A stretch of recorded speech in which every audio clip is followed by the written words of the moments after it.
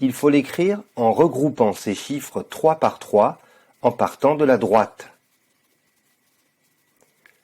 Chaque groupe de 3 chiffres s'appelle une classe.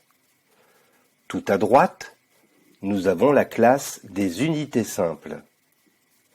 Puis, un peu plus à gauche, la classe des milles ou des milliers.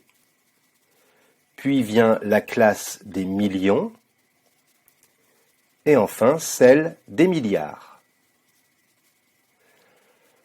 Maintenant, nous allons partager chaque classe en 3 parties puisque nous avons 3 chiffres par classe.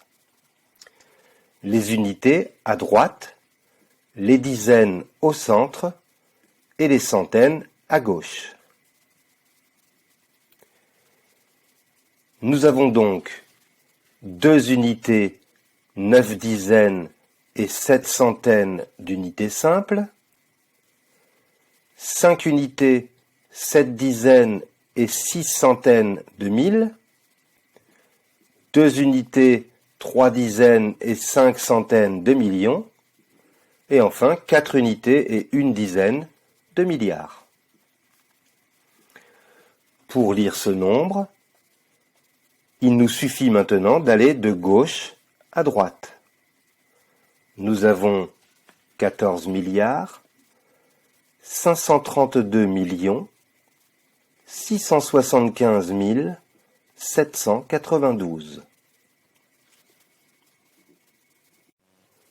Maintenant, nous allons faire le contraire. Nous allons écrire ce nombre en chiffres. Pour commencer, repérons les mots qui nous indiquent la classe de chaque groupe de chiffres. Nous avons des milliards, des millions, des milles et des unités. En général, quand on dit un nombre, on ne précise pas que ce sont des unités. Je peux donc l'effacer. Maintenant, je vais écrire en chiffres chaque classe en commençant par les milliards. J'en ai 122, puis je poursuis avec les millions, j'en ai 362.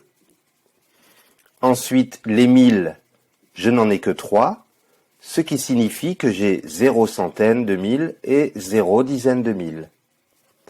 Enfin, je termine par les unités simples. Mon nombre en comporte 658. Le plus souvent, on écrit ces grands nombres sans tableau de numération. Dans ce cas, on laisse un espace entre les différentes classes, comme ceci. Voilà, tu sais maintenant lire et écrire en chiffres tous les grands nombres jusqu'au milliard. À bientôt pour de nouvelles aventures.